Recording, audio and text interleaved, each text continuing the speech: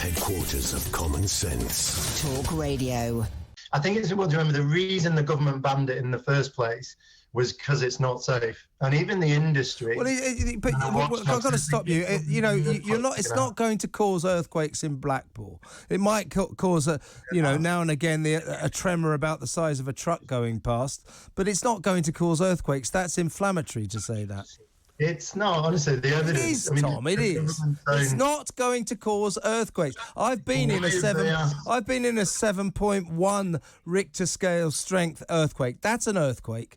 You're talking about minimal. I'm not talking about tremors. That side. But what's important, the government have asked the British Geological Survey to look in again at the science and test whether it's safe. So there's a reason they've had to do that.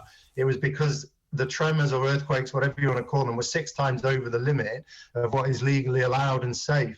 So that's why it's been asked to be reviewed.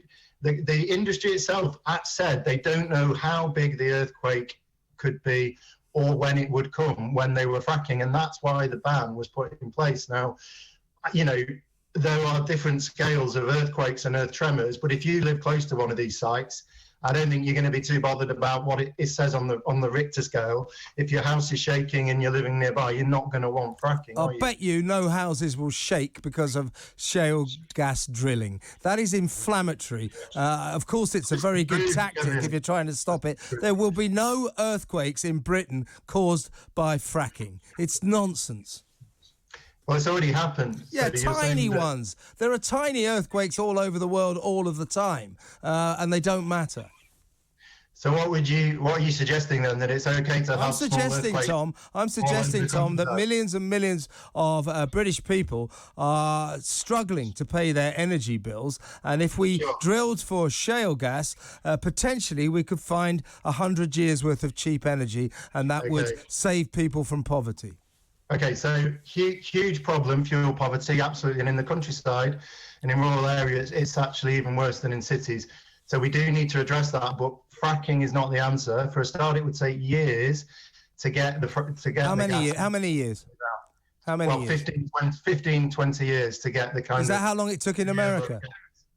Well, America's a totally different geology. Well, it didn't take 15 to 20 years, did it? But it did. The fracking industry in the US is 30, 40 years old. Yeah, but it didn't take 15 years to get the first gas out, did it? Well, I'm only going on what the industry itself is saying. It's saying it would take years. That's why they were trying to do the test drilling. But it wouldn't bring down prices anyway, Kevin, because the gas would be sold on the international market.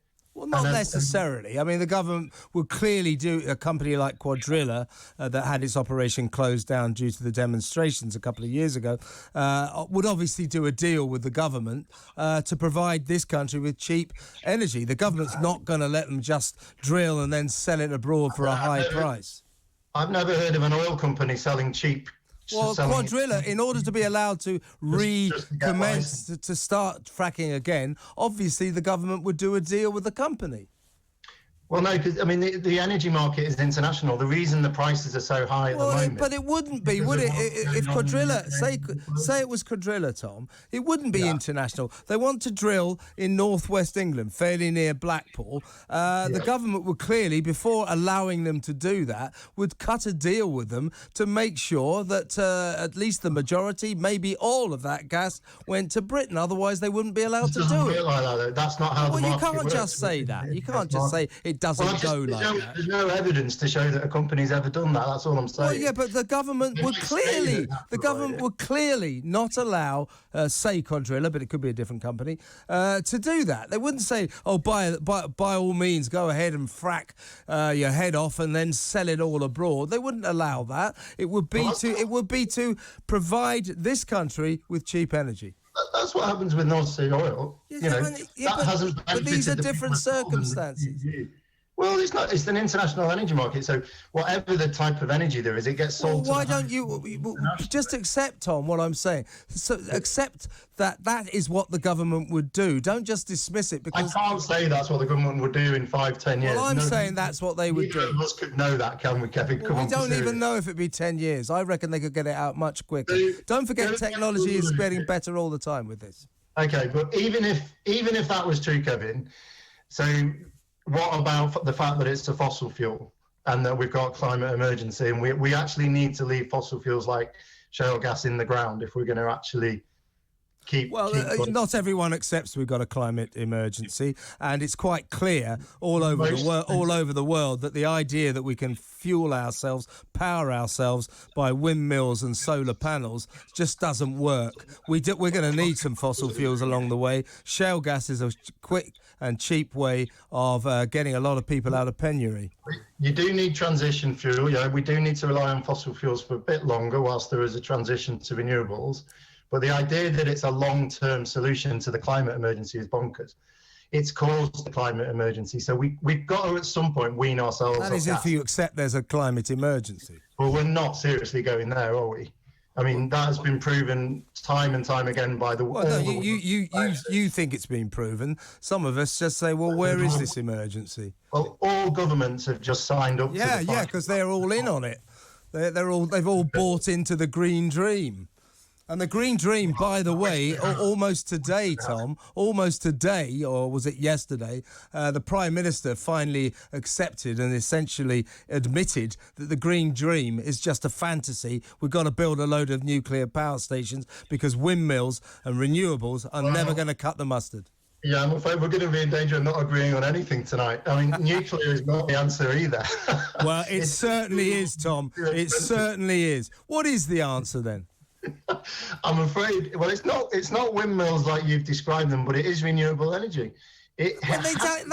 Renewable energy will never provide enough energy to power this country. Renewable energy. What happens when the wind doesn't blow and the sun doesn't shine?